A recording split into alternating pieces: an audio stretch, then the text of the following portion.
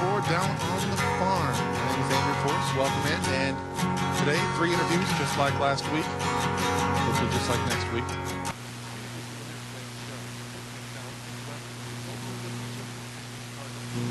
Just got Tyler Lumsden. Probably be a starter in the White Sox rotation in a couple years, maybe 2 years from now. And Grant Johnson, just drafted recently, played at Notre Dame. Cubs minor league player, great pitcher, power pitcher. It's all coming up next. Hello there, everybody. This is Mel Allen. It's a bright, sunny afternoon, and what a beautiful day for a ball game. I'm talking baseball, like Reggie Quisenberry, talking baseball.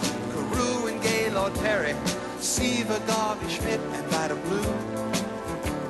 If Cooperstown is calling, it's no fluke. They'll be with Willie, Mickey, and the Duke.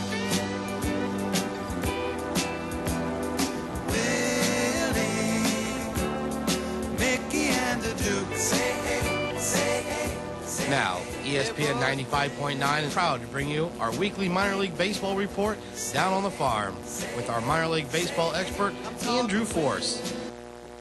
Thank you, Sammy, as it is now time for Down on the Farm. The next 45 minutes or so, got a chance to hear about the minor league players around the league, around the minor leagues, and who might be joining your team in the years to come.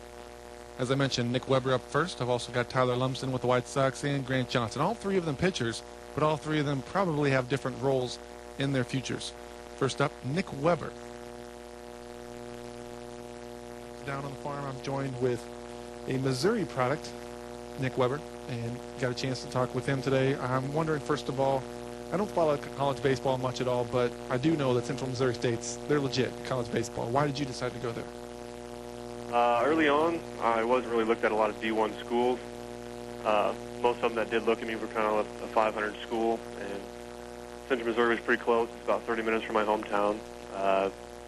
Obviously, they're down there in a lot of national championships. I just wanted to mainly go to a school that put up numbers and a school that would win, instead of just going to a D1 to have that to kind of back me up. So I went to a D1. I'd rather go to a D2 school that wins a lot of games and has a good program.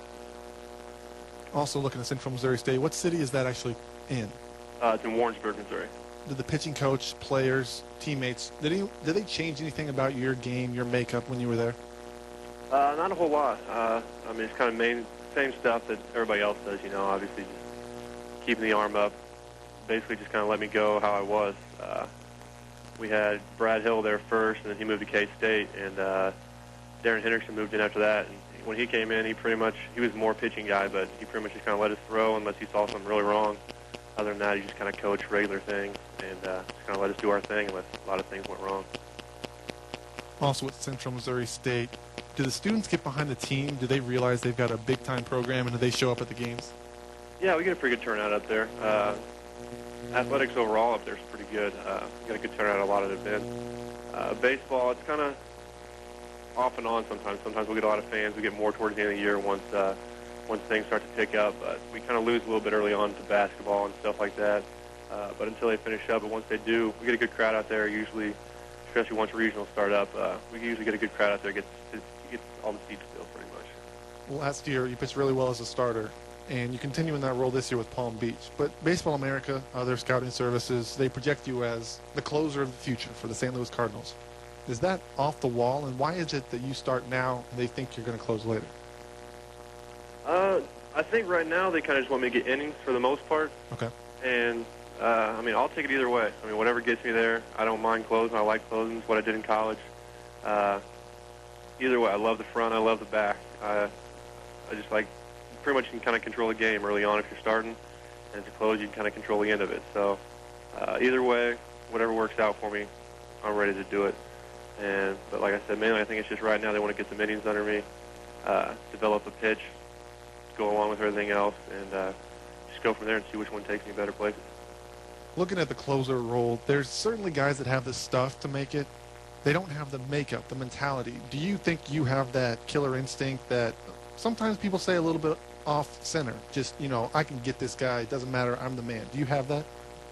I would say I do. In college when I was closing, I mean, that's the thing I love the most. And about the sixth inning, you can kind of tell the atmosphere of the game is starting to pick up a little bit, and that's when my intensity started to pick up is early on. even before stretching and getting ready to go down there. You just know things are starting to get a little tense, get a little tougher in the game, and I mean that just made me more ready to go out there and made me want to pitch even more. And like you said, with batters, you see a guy go up there and hit, you're watching the whole game, and there's players that you're hoping are up there to hit, whether it's the good guy or the bad guy. Sometimes you want to face the best hitter just to show that you're the dominating one out there. How many pitches do you throw right now? Right now, I have 3. And you throw fastball, changeup, slider? Yeah. In college, were you able to get by mostly with your fastball? Yeah, I mean, especially the close. I think the most I threw in a game was like 2 2/3 innings. And a lot of times I just threw the sinker. And in college, I really didn't even have a changeup. I threw sinker, slider the entire time. And you're able to get by with a lot of pitchers. Once it got down to the national championship, it was a little different. You got to mix up a little bit more. But early on, it was pretty easy to get by with a fastball. And your fastball tops out what, 94-ish? Yeah, I did back then. It's going down a little bit now. I'm a starter, but back then I was usually right around 92 to 94. Is the movement on your fastball natural? You say it sinks. Is it natural or is that technique? I think it's mostly just arm action, so it's pretty natural. It's just kind of the way my arm comes through. I'm at a bit of a 3/4, and just kind of the way it comes across my body, I think it's just kind of a natural thing. Well, that's pretty fortunate then, if you have a natural arm that throws a great pitch and the sinking fastball, don't you think? Definitely. If the sinking fastball is so successful, which it seems to be, every level, why is it more guys don't try to learn it or try to pick it up? I think, like the main thing is, I think it's more of a natural pitch. It's hard to learn to kind of really throw a sinking fastball. You got to have the grip. It's more. A lot of guys like to throw a split and try to get it out of that, but I think it's more just kind of a natural thing. It's your arm action, the way your hand comes through, the whip of your fingers, and everything else. So I think it's just mainly some guys have it, some guys don't. And if you don't, you got to figure out a way to maybe throw a different pitch, but it's not really a true sinker. Watching baseball, playing pitches with sinkers, so tough to drive, even beyond the infield. They draw tons of ground balls, as you know. Do you notice that with your pitch and your pitching? Yeah, definitely. I mean, a lot of guys talk about strikeouts and stuff like that, but it's really not even a worry of mine because I'm not a strikeout pitcher. I'm a ground ball pitcher. And one of the first things I look at instead of how many guys I struck out is how many ground balls I got, how many fly balls happened today, and stuff like that. In the low minor leagues, pitchers can suffer from their defense not playing that well, the hitting not being that good. When you went 0-4 last year with the Quad Cities, you had a 3.41 ERA. Do you think it's harder to gain a perspective of how good a pitcher is by wins and losses in the low minor leagues? I mean, if that's all you're looking at, I think so, yeah. But a lot of people saw that I was throwing well. I mean, my own team saw I was throwing well. So, I mean, if you look at all the numbers, you can kind of realize, he might not be getting the help that he needs at certain times. But, no, I don't think they base it all on that. You can kind of, I mean, if you're at the games, you can tell if you're throwing well, if you deserve those losses, or if you deserve a win. But it was a bit of a struggle, but I don't think that it hurt me too much just having those numbers. Do you get a sense from the hitters when you go 0-4 and you pitch well that they feel bad? I mean, you know that the team wants the starting pitcher to get the win. Do you feel that they almost feel guilty? I wouldn't say guilty. You can tell they're kind of they're a little upset, obviously, that they struggle themselves. I mean, no one wants to always put up 1 or 2 runs a game, no matter what, whether it's a 1-0 game, 2-1 game, or whatnot. But I wouldn't say they feel guilty. I just frustrated, would probably be a better word. Frustrated for me and for themselves, knowing that they didn't really produce and they can do better, because obviously everybody knows they can put up more than 1 run a game. So just a lot of frustration there later on, but it all evens out every once in a while. Did you grow up a St. Louis Cardinals fan? I really didn't. I was more of a Kansas City fan just because obviously I was on this side, and just kind of watched them, and then kind of turned into a little bit more of a Cardinals fan once I got down to college. There's a lot of guys from St. Louis and from that area, and that was when St. Louis was doing well and in the playoffs and stuff. So I started watching St. Louis with those guys, and started becoming more of a fan when I got down to college. It would have been, man, you would have been like 1 year old when Kansas City was in the World Series? Yeah, I think I was born. It's been a tough time for them lately. Do you think they're going to be able to get back? I mean, they have good draft picks every year, but they don't seem to pan out, it seems. Yeah, it seems every time that they pick up someone good and they start to be playing well, they get traded off to a team that goes to the World Series. That's true. I mean, it takes time, obviously. I mean, they're struggling that bad, but yeah, like you said, they have good draft picks, and they can kind of put it together, and those guys can grow and become good players. Standing 6'7", your build has to be imposing on the hitter. Just looking at you, can you sense fear in a hitter? Can you tell if they're a little bit afraid? In college, maybe, not now. I think guys are a little more confident up here. They know what they're doing a little bit more. So I wouldn't ever say that they sense fear. They might, with the sinker and everything else, I think they might start thinking a little bit more about what they need to do with the ball, and that might start getting in their head too much and have something to do with their AB. But I wouldn't say that I would fear, honestly, anybody, no. That's Nick Weber, pitches for the Palm Beach Cardinals. And as I said, Baseball America thinks you're it, the closer of the future. So closer, starter, whatever you're doing the rest of your career, good luck. I appreciate it. Thank you. Nick Weber. And I did not know about him before this season. I don't know that he's been a superstar in the Cardinals rotation. He is in the minor leagues. He's in the lower minor leagues. But with that makeup, the stuff he's got, Baseball America thinks he's it. I mean, they're pretty knowledgeable. It's got to be that one pitch, that sinking fastball that they love about him. To be a closer, you don't need 4 pitches. You don't need 3 pitches that he has now. You need one great pitch and one pitch to throw him off. I mean, Mariano Rivera is successful with basically one pitch, that being the cut fastball. This guy's got the sinking fastball as good as it's said. He may be good enough to be the closer of the future. And Cardinal fans know, in the closer role, they just want someone to put their mind at ease, their hearts at rest. I mean, they've got Isringhausen in there right now, who's not failing, but certainly gets the blood pressure up a little bit. That'll do it for the Cards this week. I've got the Cardinals Minor League Player of the Week coming up, and then the White Sox coming up on the horizon. In the White Sox farm system, I've got the Player of the Week and also the Needs Report by Chet Andrews. And then at noon, SportsCenter update will come your way, followed by the Tyler Lumsden interview. So stay tuned. You're listening to ESPN Radio 95.9 FM. If you'd like to call anytime during the show, there's not a lot of opportunities today, but there are some every week, sometime around 11:40 to 12:40 or thereabouts. Listening to ESPN Radio 95.9 FM, your home for the Chicago Cubs and the White Sox.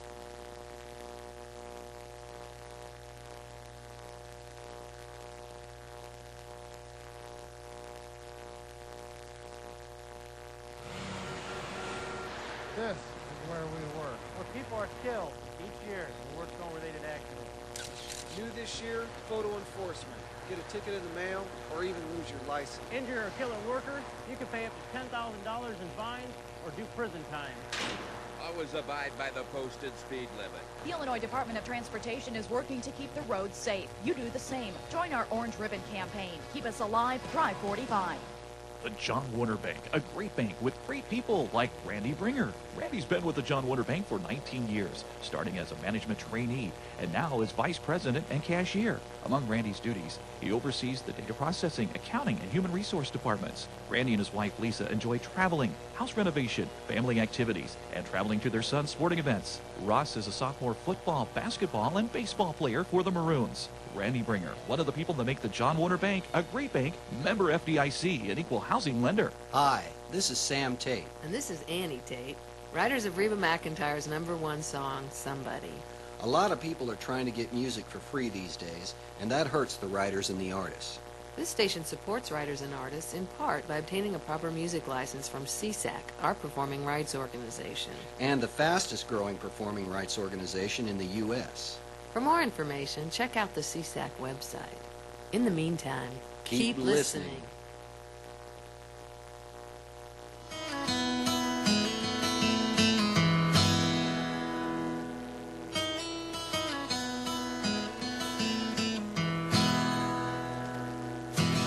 Down on the farm, a couple of more innings, as it were, in the show today. Then the Cubs baseball, White Sox baseball coming up. We've carried Cubs and White Sox feeds both for this weekend. Today will be a Chicago Cubs feed, so get ready to hear Ron Santo, Pat Hughes, and hopefully a Cubs winner. We haven't had one of those this weekend. Cardinals Player of the Week, Minor League Player of the Week. Juan Richardson, 27-year-old third baseman, plays Double-A baseball for the Springfield Cardinals. Springfield, Missouri it is. And if you get the opportunity to go out there, I'd imagine it's pretty nice, kind of a countrified setting, but he is 27, 6'1", 215, playing the hot corner, and he's 12 of 31 on this week alone, 387 this week, so a hot week for him. He usually bats 4th, 5th, 6th, somewhere in there. They've got some good hitters on this team in Springfield, the AA affiliate of the St. Louis Cardinals. This week alone, he had 6 runs, 2 walks he picked up, 3 home runs in the week, and 12 RBI, which would put him pretty much halfway up to the league leader within this 1 week frame. So imagine paying that out through the whole season. He's obviously having quite a tremendous run. This week, of course, included 7 days and 7 games were included for this player. This is the Cardinals minor league player of the week, Juan Richardson. Again, 27-year-old third baseman. As far as projecting him into the future, that's tough to say. 27, I've said this many times on the show, it's on the border of, is he going to pan out, or are we just going to move him along somewhere else? Someone else might be able to use him. You got Scott Rowland. He's not that old. He's very successful when he's healthy. This guy might not ever play for the St. Louis Cardinals. But if he's that talented, he's still trade bait. He's still going to be helpful to the organization in the long run. And as you know, Cardinal fans, they certainly like to move along. They certainly like to trade along players that are valuable for better players in the major leagues right now. The Mark Mulder trade comes to mind. Looking at the Chicago White Sox farm system, they've got a player of the week as well. Their player of the week is Josh Fields. Josh Fields is probably a guy you've heard of if you're a Chicago White Sox fan of any redeeming qualities. I'd say he's in AA last year, AAA this year. I would say he's probably on the tongues of the major league broadcasters, TV and radio. He's that close. Third base for the White Sox has been a problem area, but not necessarily this year. Last year, they weren't too happy with Joe Creedy. He wasn't hitting very well. If I remember, he was under the Mendoza line for the first couple of months, and he really didn't drive a whole lot of runs in. Kind of moved him around a little bit. At times, they didn't even start him. They just went with the other players in the third base position. This year, his defense has been incredible, and I'd say his offense is coming along. I don't know that Joe Creedy can be bypassed this season, but Josh Fields is so good. You might have to play him this year or next year. I mean, he's really close. Right now, in the International League, which is a tough league in the AAA affiliates of many major league teams, he is second in batting average at 343. He is first in slugging, 612. That's Barry Bonds' numbers. That's nearly what Babe Ruth averaged for his career. First in OBS, which is on-base plus slugging. It's a stat they really like to talk about, scouts like to talk about a lot, and also management material like to talk about. His OBS is 1.030. Of course, I mentioned he had a high slugging and his OBS was high. Well, that kind of indicates his on-base percentage would be high, and it is, 418. He's fifth in the league in OBP. Total bases, 82 total bases already. It's not even June yet. He's got 82 total bases. He's third in the International League. And then there's a number of other categories of which he's in the top 10, but I'll just name the one that matters the most right now. He's tied for third in home runs with 8, and he's also sixth in the league in strikeouts, which is something you'd like to see him cut down. But let's be honest. If the guy's hitting 45 home runs for you, he can strike out 150 times, and you're okay with that. That's been evidenced many a time in the major league the last couple of years. Pat Burrell comes to mind. You've got other players that strike out quite a bit, and you're not really concerned as long as they put up the big RBI totals, RBIs, home runs, slugging percentage. If they're producing like that, what's to say that the rest of it that matters that much? The strikeouts can come, and that's okay. It's not the age of the sack fly anymore. It's kind of the home run, but that could be coming toward you. The White Sox, going from the Cardinals Player of the Week to the White Sox Player of the Week, that was Josh Fields. And I think Josh Fields could really be successful for this team. Like I said, I don't know how much he can help you short term. He might be a Ross Glow type, not in his ability at all, but in the frequency of his play. He might not be able to be out there very often. You've got a guy, Joe Creedy, that's playing almost every day. You've got 2 first basemen. You can't move him to first base, for goodness sakes, this year or next. Left field, right field, they're pretty settled all around the field, and right now the White Sox are winning, so you don't want to shake him up too much. This is his first year in AAA, so maybe you can let him play the year out, lead the league in batting average, be up there in home runs. If he has a great year in AAA, you don't have to move him up.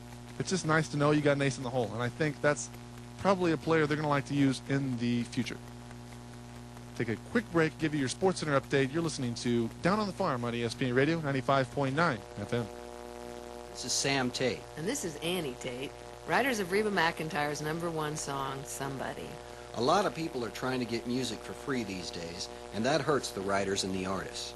This station supports writers and artists in part by obtaining a proper music license from CSAC, our performing rights organization. And the fastest growing performing rights organization in the U.S. For more information, check out the CSAC website. In the meantime, keep listening. There's always a moment of truth where I say, look, it's either put up or shut up. And it was time to put up. I had crossed that thin line. It was 100+ degrees. We were hot. We were on fire. We were yelling our hearts out. You could feel the intensity rising. Even in our tiredness, even in our weakness, even in our pain, we continued to push. I told myself, you can suck up the pain for another mile and a half, and you will be a Marine. Not many people believe that I could do it. I don't know where I got the energy from. I don't know where the pain went to. But all I know is that I had what it took. I am a United States Marine. PFC Darrell Willis serves his country as a Marine. Will you? Visit Marines.com or call 1-800-MARINES. The few, the proud, the Marines. Baseball, great food. Baseball, great friends. Baseball, great atmosphere. Did I mention baseball yet? All of this and so much more can be found at the Bourbon Barrel Bar and Grill in Decatur. The staff and management pride themselves in bringing incredible daily lunch and dinner specials and all of the baseball you can handle at Decatur's True Baseball Bar. So whenever you are hungry or just want to catch a few innings of the game, it's the Bourbon Barrel Bar and Grill. That's your stop. The Bourbon Barrel Bar and Grill is located at 1355 North Route 48 in the Colonial Mall. And tell them the main event sent you. Slang word for your curveball or free.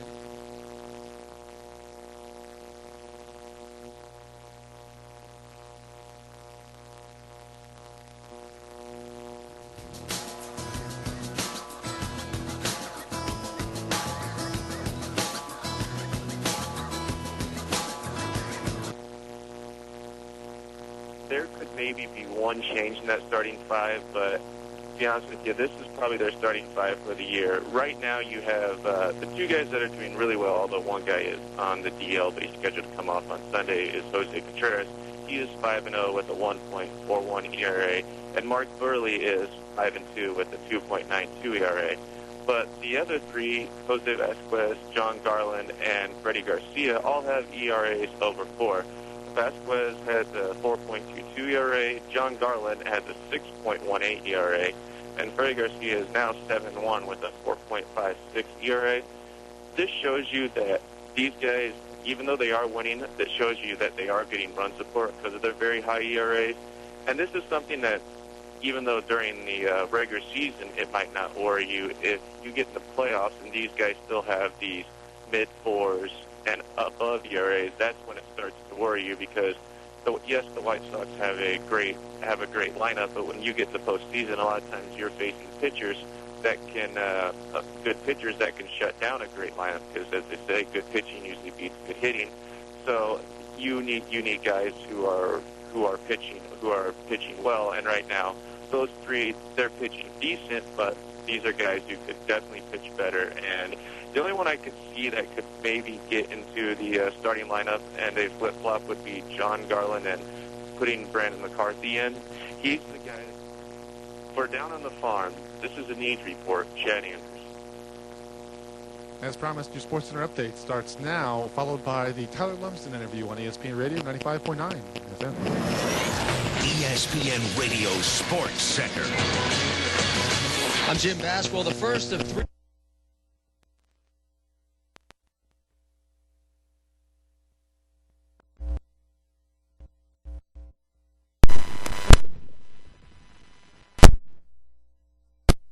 .30 Eastern on ABC. It's LeBron James and the Cleveland Cavaliers and the Detroit Pistons. Pistons 42-5 at home this season, though Cleveland won there in Game 5. Larry Hughes will play Rasheed Wallace on this 7th and deciding game. We're going to go out there and play our basketball. It's going to be bananas, yo.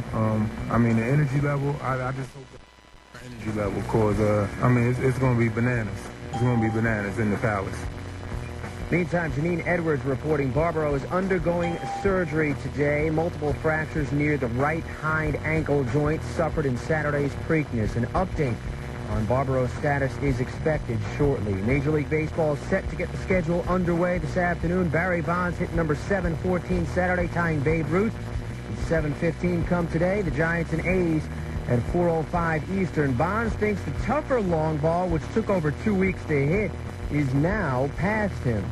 Same thing with Willie. Once you tie everything after, you just pass them. But, just trying to get there is harder than going after it. Meantime, the games at the top of the hour include Cincinnati and Detroit, Pittsburgh at Cleveland. Another interleague matchup, Florida and Tampa Bay. Devil Rays having won the last two. Good matchup of left-handers, Dontrell Willis and Scott Kazmir, who looks for his 7th win. Cubs and White Sox, 2:05 Eastern. A.J. Pierzynski and Michael Barrett both in the lineup. A day after the two collided at the plate, leading to a bench-clearing brawl.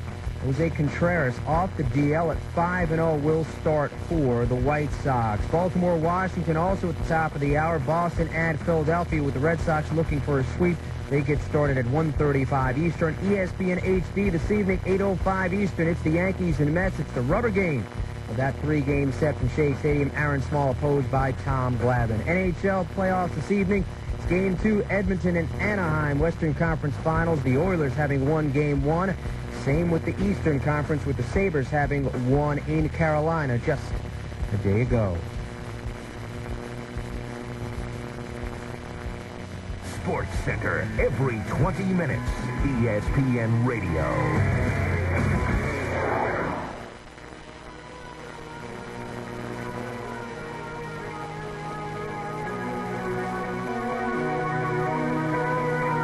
I'm Rich Hill, and you're listening to Down on the Farm.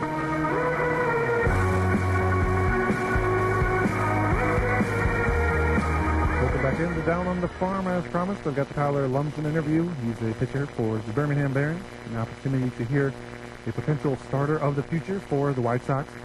Also got an interview with Grant Johnson, pitched 4 times for Notre Dame. He's from the Chicago suburb of Burr Ridge. You can hear him in a matter of moments as well. And 12:30, Chicago Cubs baseball. I suppose you could call it White Sox baseball as well, but who loves the White Sox? Seriously. If you weren't going to give a hug out to somebody, it would be the Cubs. Let's be honest about that. Up next, though, Tyler Lumsden, Chicago White Sox farmhand. Down on the farm, I'm joined with Tyler Lumsden, pitching currently in the AA ranks with the Birmingham Barons, the AA affiliate of the Chicago White Sox. Do you like the city of Birmingham as you play for the Barons right now? Yeah, it's the first time I've been here. Birmingham's a great place, and good fan support, and they like the Barons, and it's going well so far. When you're pitching out there, you got all eyes on you. It's the parents snapping photos, kids watching, admiring, the news cameras on you. Do you feel that? Do you try to look presentable? Shave the day before? Do you even concern yourself with that? A little bit. I usually shave up, keep it trimmed. It's kind of the White Sox rule anyway. But I've been pitching for so long now, and it's been kind of followed, as my careers went along. You kind of get used to it, and you look past it, and you go out there, and you're just trying to win every time. Can you talk about your pitches that you throw?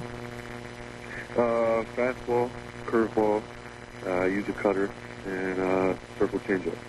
When people talk about the cutter and the slider, sometimes they call it the same pitch. How is a slider different from a cutter? I feel like a slider might have a little more depth to it, a little more movement. A cutter is more of a fastball, just with maybe a late break on it. Just to kind of give the batter a late break to kind of maybe get it past him. Maybe he's thinking fastball, and then it moves at the last minute. I think I talked with Lance Broadway, teammate, earlier in the month, and asked him how a hitter can hit a cut fastball because it sounds so difficult, the movement and the speed. He said hitters tend to get lucky from time to time, and I suppose that's true. But do you see a way that it's hittable, or you can throw a bad cut fastball? I think if you perfect that pitch and you can put it where you want, I think it's one of the toughest pitches to ever hit. And like Lance probably said, sometimes I guess batters get lucky, but not only that, pitchers, sometimes if you get on the side of it, or if you don't make that perfect pitch, sometimes a cutter might be even easier to hit. So, if you make that pitch and put it where you want it, in on a guy's hand, it is a tough pitch to hit. Sometimes batters might just be going up there looking for it. But then again, you look at a guy like, Mariano Rivera, and, he throws one pitch, everybody knows what it is, and they still have a tough time hitting. Looking back at your childhood, do you remember any one specific cartoon that you liked to watch, you had to watch every day? Oh, man, I used to get on the Popeyes, Garfield. I think that was a big one, too, and Saturday morning was always my favorite time. That's Garfield and Friends on Saturday, I think. Yeah, I think that's what it was. So, then the Popeyes came on early morning before school every day of the week, and Saturday I caught my Garfield. On the 2006 World Cup, soccer, is coming up. Would you say can't wait, couldn't care less?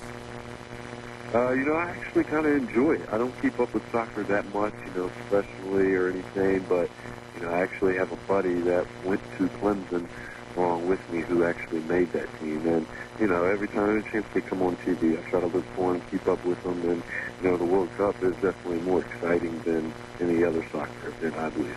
Yeah, that's definitely true. You mentioned you throw 4 pitches, fastball, cut fastball, change-up, curve, circle change, you said, right? Yes. What's your out pitch if you need a strikeout or you need to get a guy out, necessarily a ground ball maybe? The ground ball, like they say, best pitch in baseball is fastball, located. And, but, I also, rely on my curveball. If I have that working and going up, with 2 strikes, I'm not afraid to use it in any count. All right, you had surgery last year, I believe it was? Yes. Okay, and you sat out the whole year, bone spurs removed from the elbow. The team obviously pays for that surgery because it benefits them in the long run, as well as you. Could you hazard a guess at how much that whole surgery and the rehab process cost? Oh, man, that's a tough question. I'm not even sure. I know, it probably wasn't cheap. Along with the surgery, I was rehabbing every other day at a physical therapist. And then, once the season started, I was with the team trainer. So, that was probably, just mixed in with that guy's salary. But, anywhere from, 15 to 20,000 maybe. I'm not a doctor. I'm not even sure. And like you said, the White Sox took care of me and they took care of the bill. Another thing in terms of the surgery, but more the events you missed on the field. Athletes miss playing for various reasons. Some guys want to get out there. Some guys miss the enjoyment of the crowd. Did you miss competing, the actual art of competing against somebody else in the sport? It was unbelievable, and I didn't realize it until probably, the start of the season, but more along the middle of the summer when, I'm still sitting there rehabbing every morning, going to the field knowing that I couldn't throw.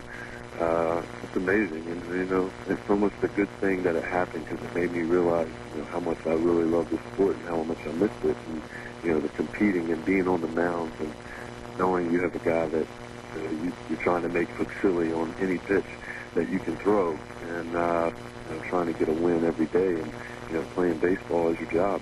It's an awesome feeling, and I love to compete, and I'm glad to be back out here now and feeling healthy. Did anything take its place in terms of competitive fire, something you could do on the side since you couldn't play baseball at the time? There wasn't a whole lot. All I thought about was, baseball. I'd go out and maybe just try to challenge myself through the, my downtime with making myself a better pitcher and learning more about the game, trying to do that so when I do come back and, try to have an edge on other people. When you're looking at the speed of your fastball, you say probably would go around 87 to 93 before and after your surgery? Yeah, I've actually, to tell you the truth, I feel strong. I've hit the same velo. I've gotten it up to 95.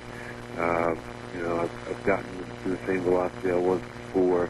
And to tell you the truth, I probably feel stronger now, with the year of rehab and getting on into that conditioning shape that it needs to be in for a professional season.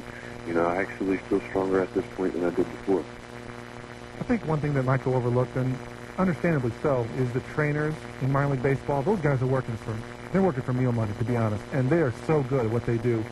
Do you think it is admirable job, a job that kind of gets overlooked, but it definitely has its pluses for people like you? Definitely. At first, it was hard for me to agree about the whole thing just because I knew I was going to be missing the season. But, in the long run, those guys took, real good care of me.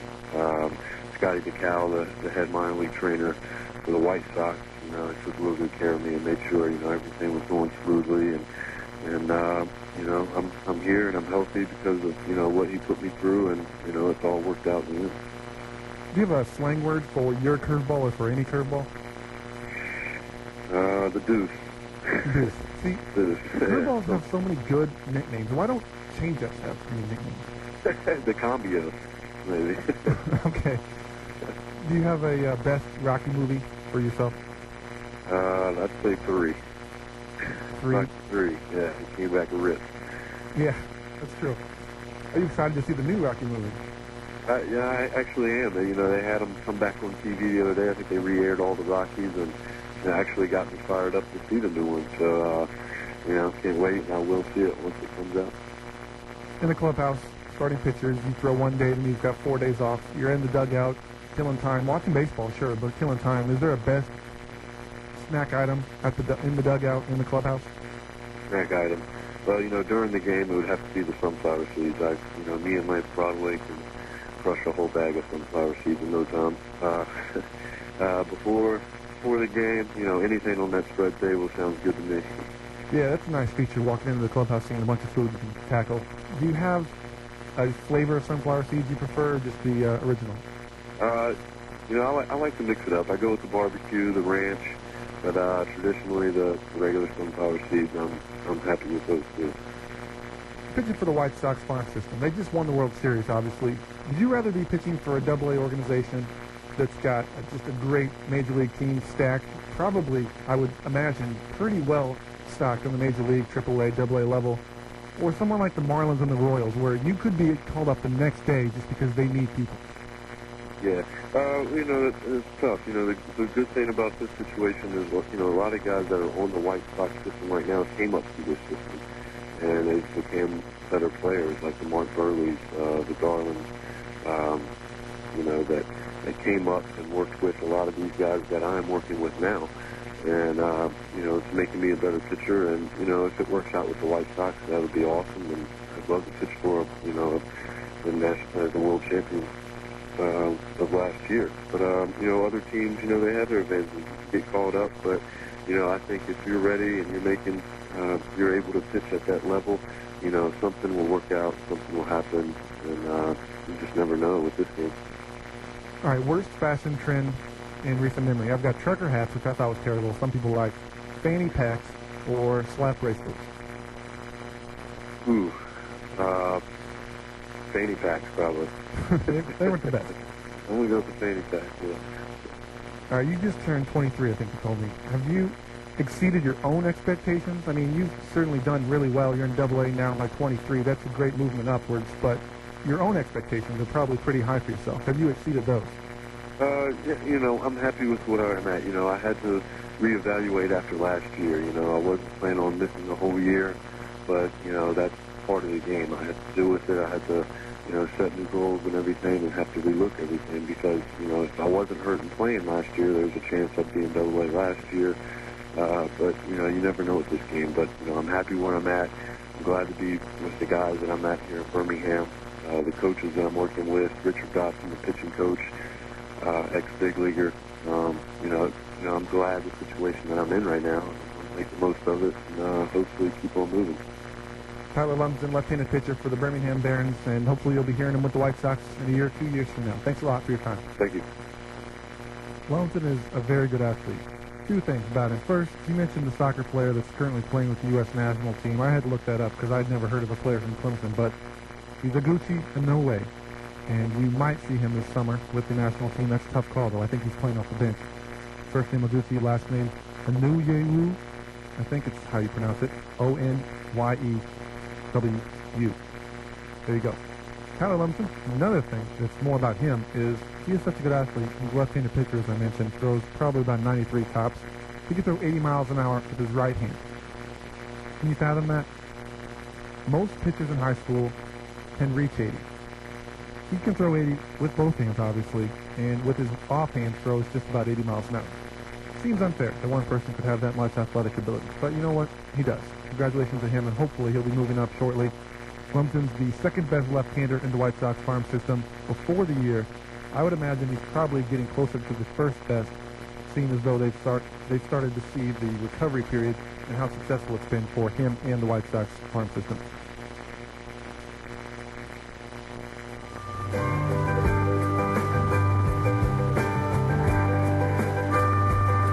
It's time for Down on the Farm 5. In 5, 4, 3, 2, 1.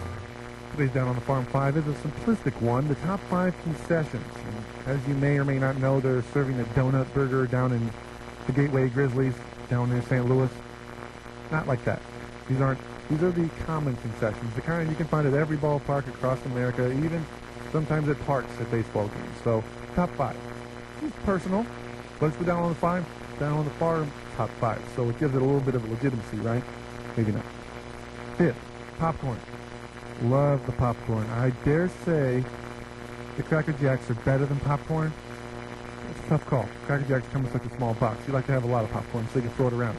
Incidentally, at the Cubs game this most recent Wednesday, a White Sox fan thought it'd be funny to walk up and down the aisle in the left field bleachers, and many a person, glad to have their popcorn with them, threw a couple of pieces of popcorn at them.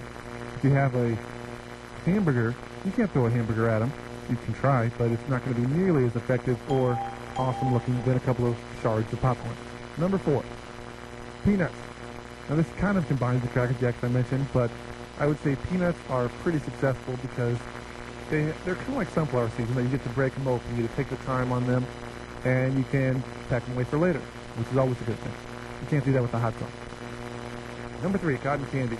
This may or may not be number 3 in most people's books, but I'm going to put it up there simply because does it not look pretty cool when you see a kid with cotton candy? It looks pretty hilarious, I'll be honest. And I think that's probably the reason why cotton candy is 3rd in the Down on the Farm 5, top 5 concessions. Nachos. This is nowhere near most people's top 5. But be serious. Nachos are not only great tasting, but with the cheese they serve, they're also filling. Interesting. So there you go. That's a food item that is not only tasty, but filling. Delicious. Hot dog. Number 1, of course, there's no question about this. Hot dog, number 1, top 5 concession in all minor league ballparks across America. Up next, we've got Grant Johnson, played for Notre Dame, pitched in the Chicagoland area in high school, and is now trying to make his way up to Chicago for the Cubbies. Just before that, though, let's take a look at what's coming up for the rest of the afternoon. The Cubs-White Sox 105 first pitch, 12:30 pregame. So coming up shortly, Grant Johnson on the horizon on Down on the Farm 5. Welcome back to Down on the Farm. I'm joined with Grant Johnson, playing for the Daytona Cubs, the high A affiliate of the Chicago Cubs. Grant stands 6'6", 220. Have you always been tall for your age? Yeah, you know what? I've always been a little bit taller since my age, but, I really hit a growth spurt sophomore year of high school. I came in at like 5'10" and ended up like 6'5". So I had a good year of growth there. Were the coaches excited about that? I mean, in professional ranks, height's a big thing for pitchers. Get a downward plane on the pitch. But in high school, did they care so much about that? It's not so much about that in high school. In high school, any guy that can throw strikes is pretty much needed. So, I mean, as far as, height and that kind of stuff, it's just someone has skill that can throw strikes for the game. You said you had a big growth spurt. Sometimes when you have that, you don't grow into your body right away. The awkwardness there. Did you have that, or were you pretty comfortable right away with how tall you were? I was pretty comfortable right away. I didn't have any the awkward, gangly look going, so I was ready right from the start. Played at Notre Dame. Baseball obviously is not nearly as popular as football, but they take all their sports pretty seriously at Notre Dame. How is that national recognition for Notre Dame football help out the Notre Dame baseball team? Besides, just actually getting like equipment and stuff like that for them, I mean, you get a lot more recognition when you make some papers and things like that. So once you start doing well and playing well out there, you get more recognition than you normally would. Did you ever attend a football game at Notre Dame? Yeah, I went to pretty much all of them, my freshman through sophomore year. So Freshman through junior year. Pretty unreal atmosphere. I've never been to it myself. Yeah, it's pretty amazing when you get in there. So, especially in the student section where everybody's standing up the whole game and really cheering and doing all the activities that go along with the game. I'm joined with Grant Johnson, pitching for the Daytona Cubs. Kind of switching gears, but still Notre Dame. Should pitchers bat in college baseball? I don't think it's necessary. I think, when you get up to professional baseball, not all the pitchers hit, and, in college it's especially a good time to try and hone your skills and, get better as a pitcher. And if you're concentrating on two things, you kind of, limit yourself to what you can achieve. Now that you're in professional baseball, you still don't hit at this level, right? Right. I think it's AAA, maybe AA they hit some. How often do you spend in a week working on hitting? You know, we don't really work on hitting too much at all. I think maybe once a week or so we work on bunting. So, I mean, a pitcher, I think, in the National League who can bunt is, you know, a good tool for him. So, hitting, no one expects you really to hit too much, but everybody expects you to be able to bunt. So, that's pretty much all we work on out here. Yeah, if you can bunt, you can get yourself another inning or two out there pitching because they don't want to take you out, or they don't have to take you out, I should say. Yeah, definitely. A few more questions with Grant Johnson, Daytona Cubs right-handed starter. You were a great hitter in high school. Do you think these years, your college years and now your early professional ranks, that's when people lose the ability to hit really well or don't progress as much as they could, pitchers that being? Yeah, definitely. I mean, in high school, the fastest you'd usually face is like 85, 87, somewhere in there. I mean, for where I was from. So, I mean, when you make that jump, everybody's throwing, you know, low 90s of movement and a good breaking ball. It kind of, it's a little bit harder to hit now than it was in high school when everybody's throwing a straight fastball. At Notre Dame, your major was marketing. Were you able to finish your degree? I still have 16 and a half hours, which is pretty much about one semester, which I'm trying to finish up as soon as I can, as soon as I have some time. Could you lay out a bare-bones marketing plan for the 2008 Chicago Cubs with Grant Johnson as the focal point if they asked you to? I don't know. I'm sure I could. If you were looking at that as a hypothetical marketing plan, if you were going to present it as Grant Johnson, a superhero for the Chicago Cubs, what actual superhero are you most similar to? I don't know. I guess I'd have to say probably like Batman or something like that. I guess, I don't know, you know, come to the rescue and figure out something. Prior to the 1980s, there was no real concern with pitch count or anything like that. But now managers and organizations they're actually pretty anal about it. And they tell you how many pitches you've thrown, when you're done, in the minor leagues especially. Is that a good trend to have in baseball?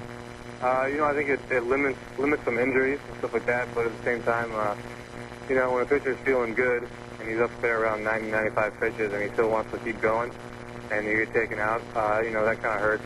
But I think as far as development and, you know, the long run, I think pitch count is good for a staff to keep. Could you talk briefly about the injury you had in college?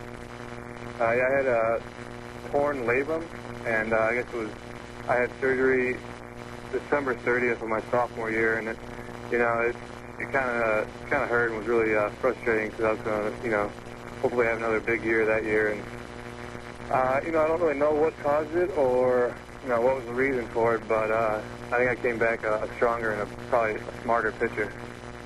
Cubs fans, understandably so, are really sensitive about, with that recent run of Wood and Pryor being out, the Cubs fans and the system being really leery. Do you get the feeling they're kind of being extra careful with you? You know, they've been real careful with me, and I think, you know, obviously there's reasons for it.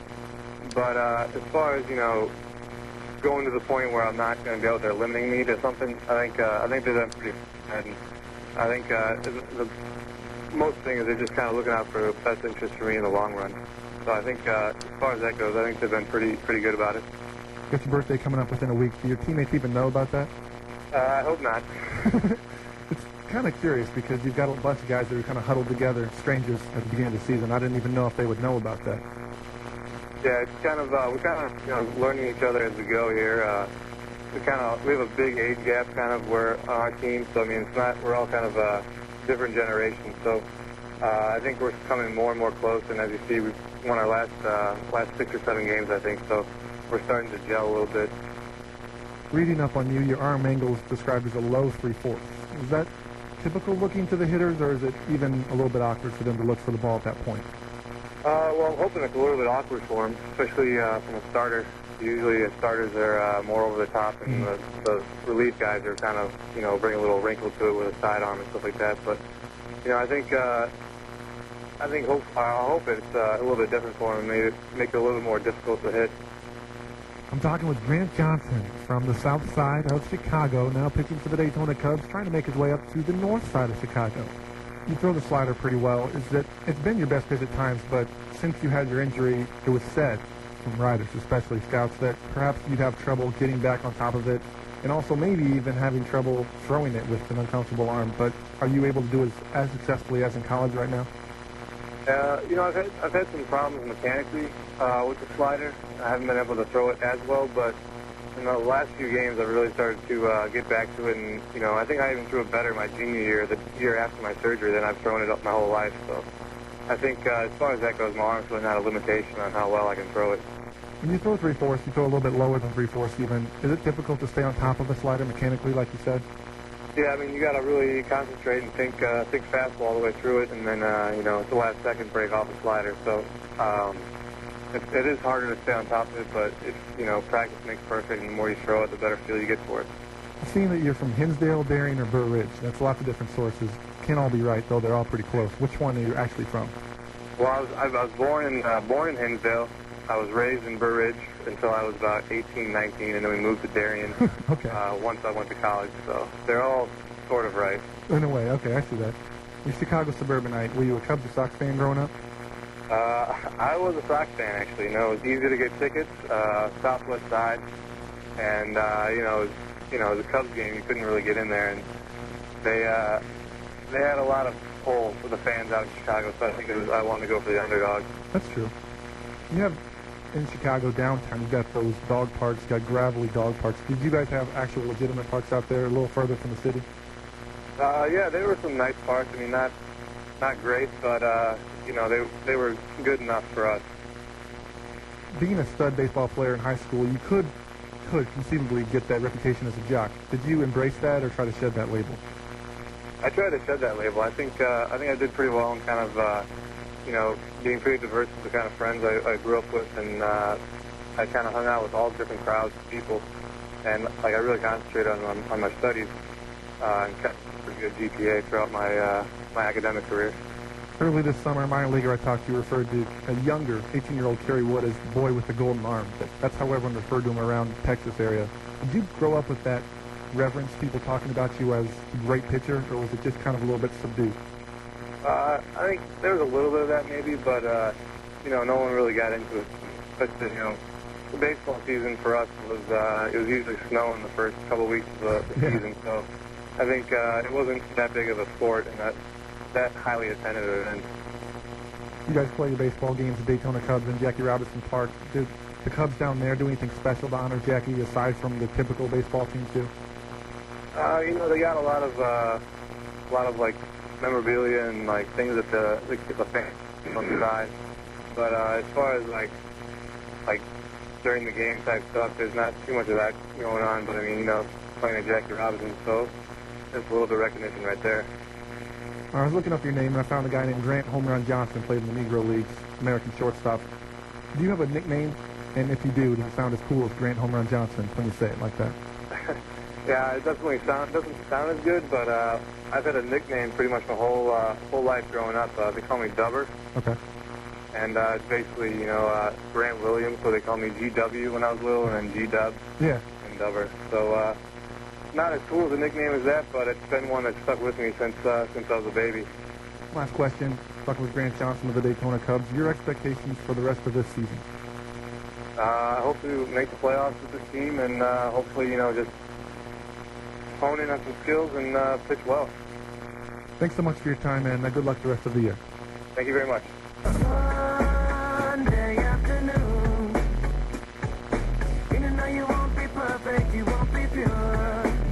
You change everything, everything.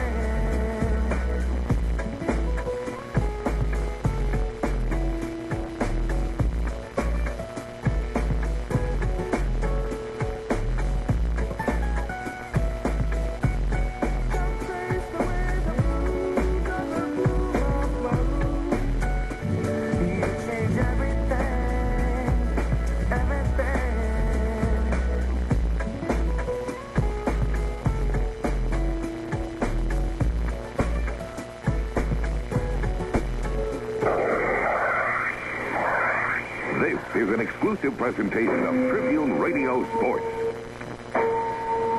Here's the 1-2 pitch to Billy Williams. A swing and a long drive.